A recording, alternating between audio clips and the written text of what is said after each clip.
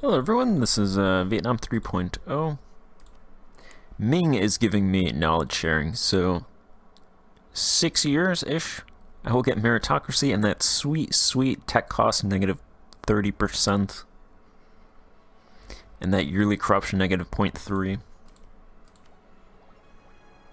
Fortunately, the tech penalty for global trade is 50%. The negative 30% from meritocracy will help that. Nobody over here is really getting global trade. The requirements are commercialization embraced, own a province in India with trade value greater than 2, Southeast Asia with a trade value greater than 2, or Africa trade value greater than or equal to 2. Which I don't really understand, because the base provincial... The spread requirements are just legalism present and commercialization present, so I feel like I should be getting it. There's a couple provinces down here getting it, so I think it's... And it's also spreading over here, so maybe it's just spreading now to more provinces as well. I think it's because nobody's trading in these provinces.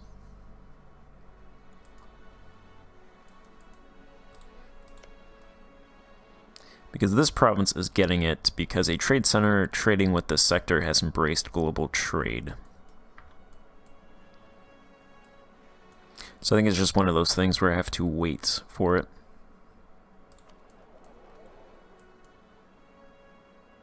Also, pirates have 68% of the trade power in this node.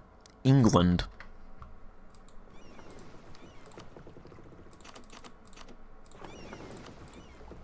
I was wondering why my trade power was so low. I'll send those ships to hunt pirates.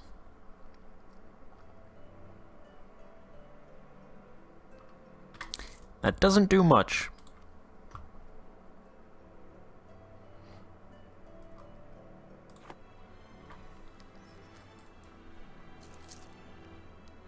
I'm also a privateer in England, so... Although I don't have much in this node.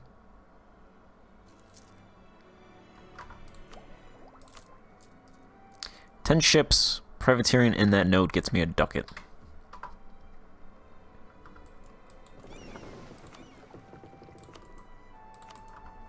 It's probably better just to have these guys privateer over there as well.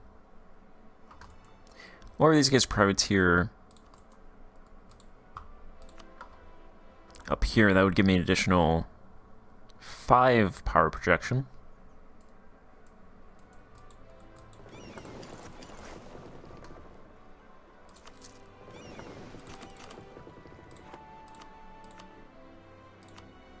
I have these ships privateer as well. I want to try to get to, there we go, 51, 52.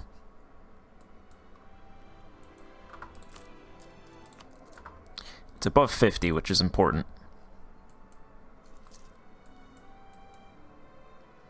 Losing decent amount of ducats. 10 ducats is going to diplomatic expenses.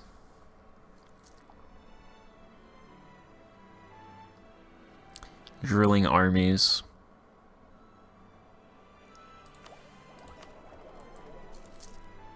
Bongo is not wanting to embargo me.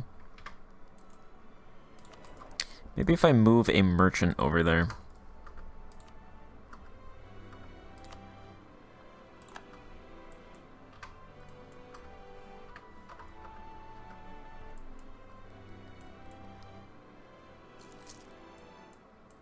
Maybe that will make them want to. Tech 24. Yeah, they're pretty far behind on tech. I'm surprised the European powers haven't taken more territories. There's Sweden. Sweden's taken Douai. Portugal has taken that province. Portugal has taken that province. Norway has taken that province. Okay, so that's actually a decent amount of provinces that they've taken so far. Norway's taken that one as well. France has that one. Portugal has that one. Castile's taken that one.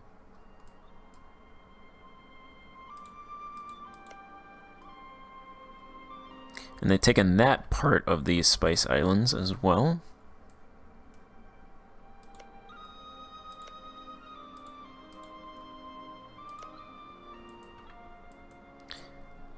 Castile and Portugal have taken those provinces.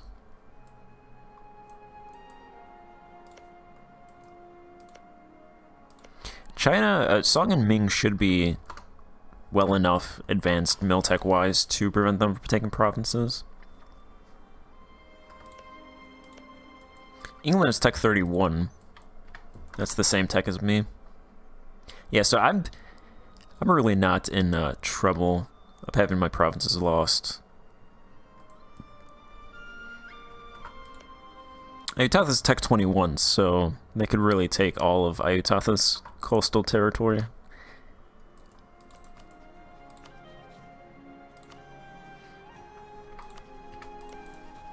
Which actually, I would not want that to happen. I don't think they would really expand inland. I also don't think it would be that bad if they did do that.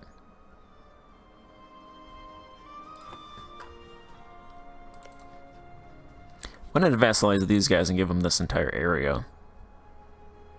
This coastline to protect that.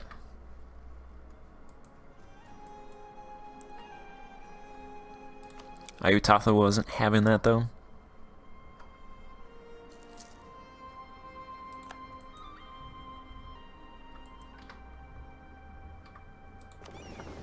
Oh, okay, I was wondering why I wasn't making any money over here. That's because those ships, I didn't put them back on collecting.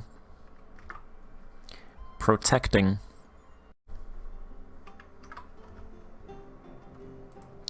Alright, so 1611. Let's check out the census. Population 53,000, so really haven't broken through 50,000. Natural change. In tenant size. Looks like that's around the cap, really. Not sure there's much else. Most farmlands is already developed. So really it's just forests that are left. For the most part. Because I don't really have mines, so really increasing forest is really the only way to increase wages, I think. To try to boost that natural change of tenant size. But that's about 84, 85-ish thousand tenant size increase a year. So I'd say that's pretty good. There's about 14,000 resident size increase and 1,000 natural change, so about 15,000 residents every year, 1.2 million. Hopefully that natural change increases as I build more amenities.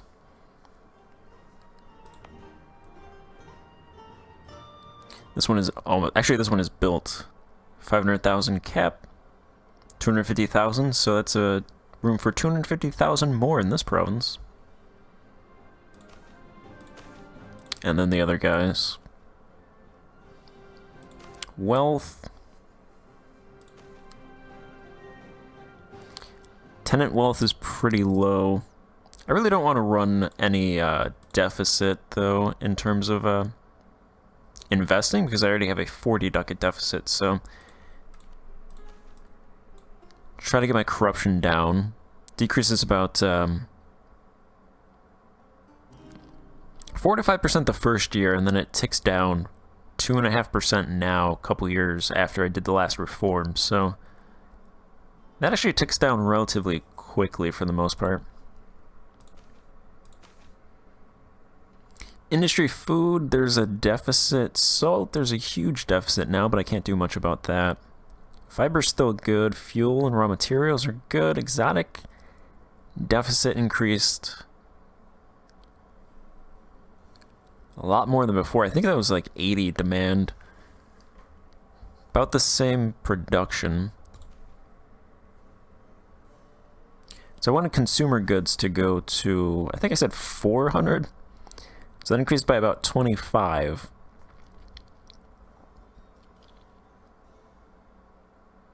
Luxury increased by, let's see, I actually wrote this down. So luxury was at 67, so that's increased by about 8 units. Consumer goods increased by about 24 units, and industrial goods increased by 7. So the problem is I can do investments into the industry, but it takes a while for the throughput to increase. So like you can see in a house where the output is 46 units out of 64 max, so the size is enough for the output to be 64, but the output is only 46 now. So that takes time for the output to match the capacity.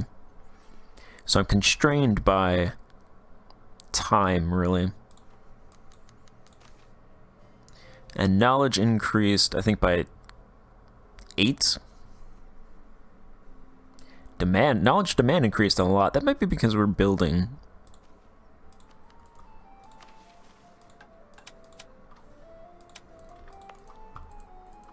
This province over here now has 538,000 people in it.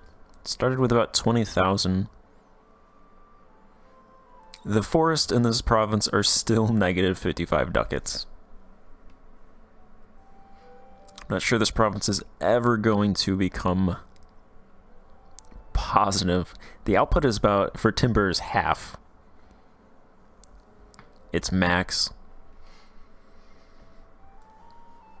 Even increasing the population 20 to 538. And the forestry size is only 541. There's some provinces in the world, especially South America, that has like forest size 3,000. I can't imagine those provinces ever will get to max and be productive. I think there's one province, might even be over here, that has like 7,000 forest size.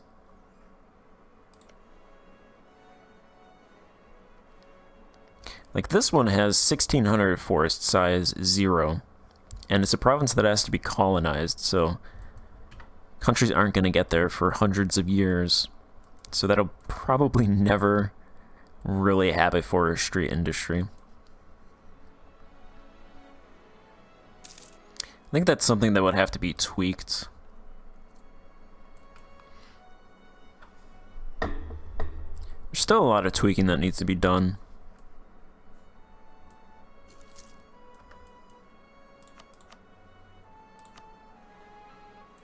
Let's see, here's the culture map mode. Okay, it looks like this province actually converted culture. So I thought it would have to go down one province at a time, but it's actually going to all of these provinces at the same time. And these are about, well, this one's almost converted at 93%. This one is at 70%. This one should be close to completion. 73%. So this one probably just had less people in it. 211,000. This one has 203,000. That's weird, but fortunate for me, because that means that these two provinces should now be... Yeah, these two provinces are now culture converting as well.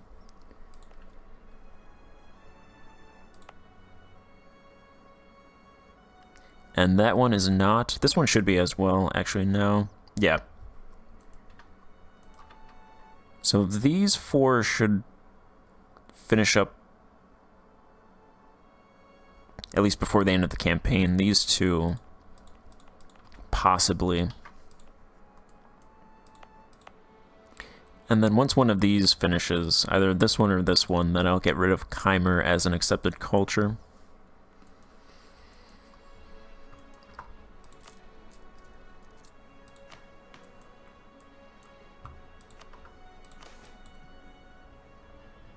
Yeah, we're paying 550 ducats to manpower. I don't think I need that much manpower, so...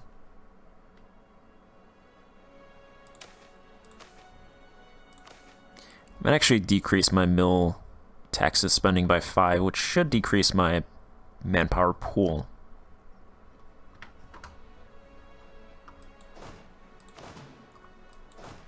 Because I could have a decent amount of mercs. I could build 13 mercs right now. So with a decent amount of mercs, I'd say I really only need maybe 100,000 manpower.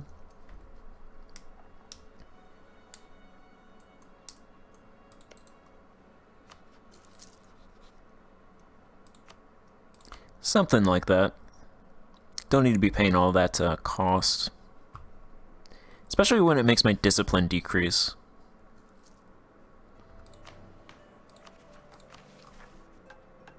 So I actually decrease that one more.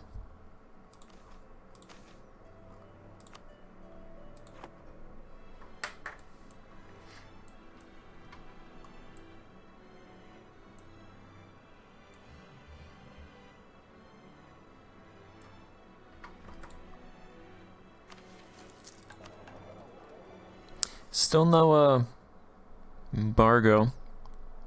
Might not happen.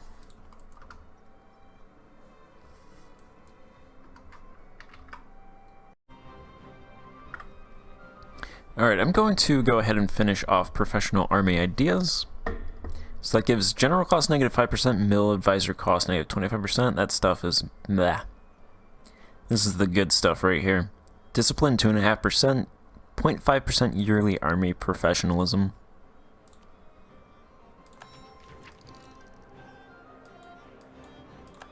And I unlock a new policy, staff corps.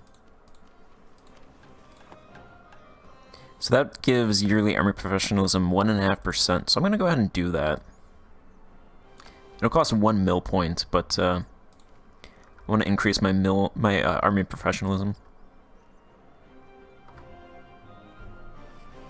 So my discipline fluctuates between the tier that gives -4% discipline and -2% discipline. So with that -4% discipline, my discipline's at 101%. Without that, it would be 102%, or 103%. Ming is 96%, and I think Song is 94%. Yeah, so I'm getting a discipline. I'm furthering the discipline advantage over those countries.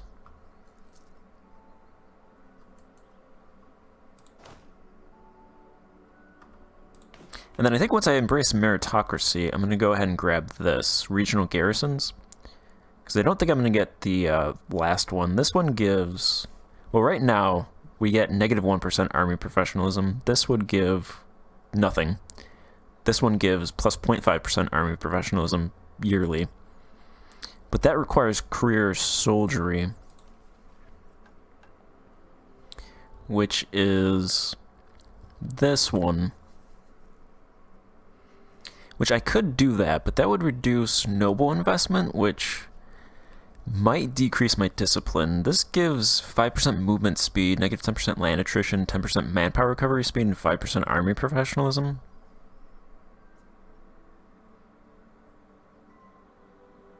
I suppose what that does, that 5% army professionalism is just a one-time army professionalism. Which is like, okay, if you don't have room for that, it's not going to do anything. So a little bit of movement speed, land attrition, manpower recovery speed.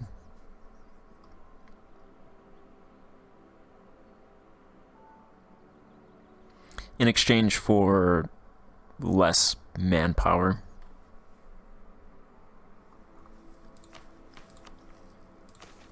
Which actually, I think what I'll do is I'll probably start getting rid of the nobilities' privileges that deal with noble levies, because I think they're at 100% reduction, so they're not really giving me anything.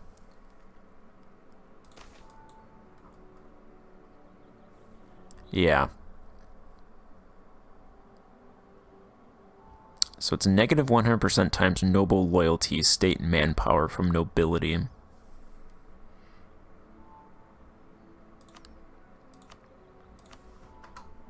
So I could get some manpower from that. I don't have to pay for that manpower.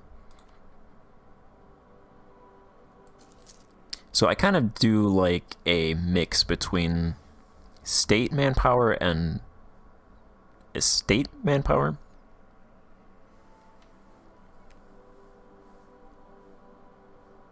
I'm not someone that would want 100% of one thing. I'm okay with the estates having a little bit of power, because they do share some of those costs.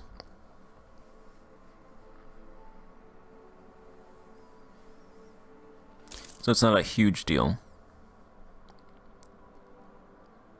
That privilege doesn't do anything with their investment, though, so I think most of those troops would actually be pretty poor.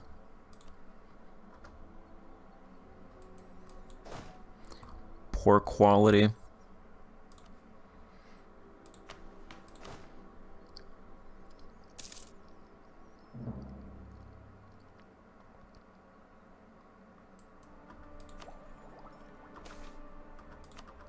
And despite not getting the +1 from being ahead of time, our army tradition is at 98 and it's decaying by 1 per year.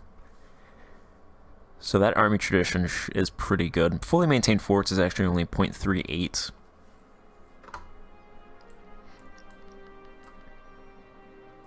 A lot of the forts in the south aren't really upgraded. I've been focusing up here, so I could do those in the future.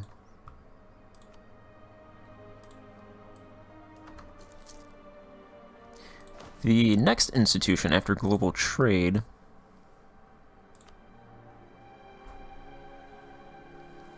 is M&T 36.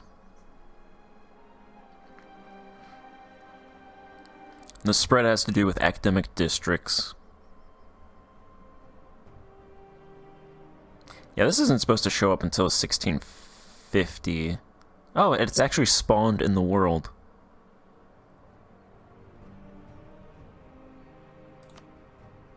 Oh wait, no, maybe it hasn't. I hope it hasn't. No. Because I don't know what, who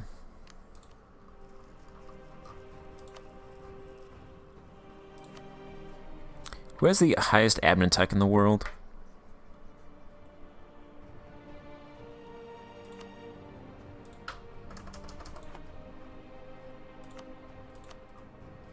It's 33. So that's Tech 36. That's one country with 33. So that's 20 to 30 years. I think they're ahead of time a lot on that. Because I think it's only supposed to be 32. So I figure 30-ish years before that shows up. Which is around the time that it should, around 1650. So I get meritocracy soon. Looks like Portugal grabbed that last province. And then my tech cost will just be plus 20% from global trade.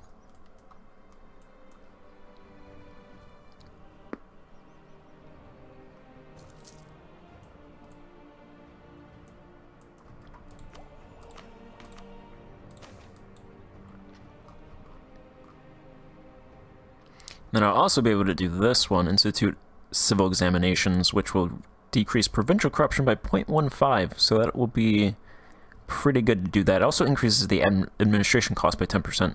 So I think after that I'll do this one, this reform, which reduces administration cost by 25%.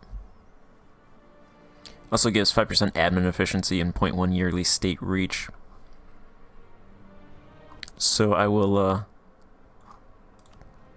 1-2 those two.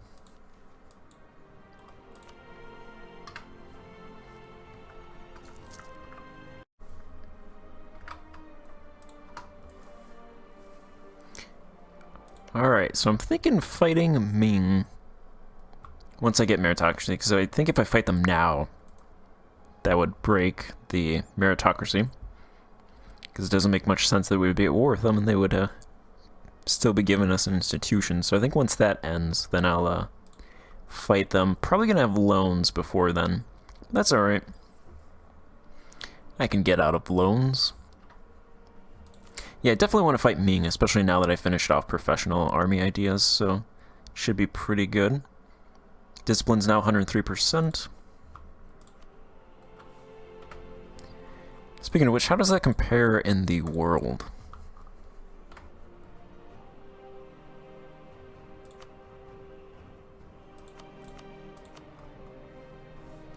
So the little guys are all at the top.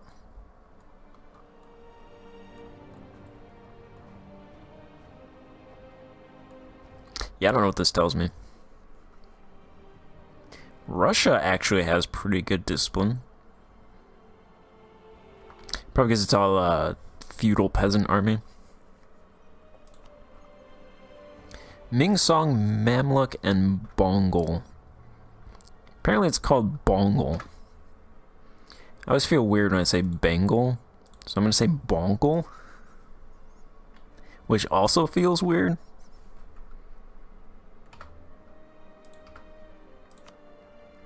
But apparently that's how you say it. Mamluks have 102%. England has 107%. Comparable morale as well. I think if I fought England, I would be okay. As long as I land where they're landing. The truce with Song is over, but the war reps continues for another 3 years, so I won't attack them yet.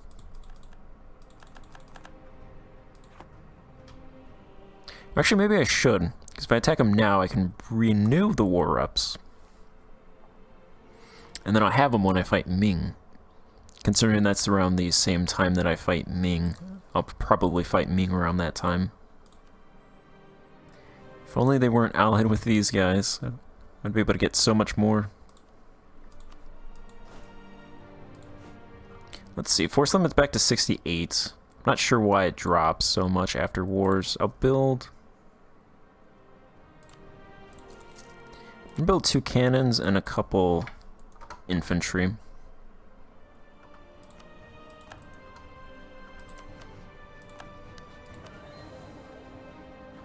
Okay, Song just embargoed us. Didn't even embargo them.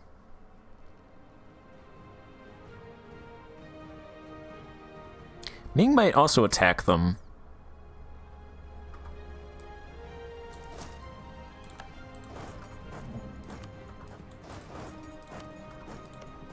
Ming might attack Jingchu again. I think if that happens, I would just attack Ming directly.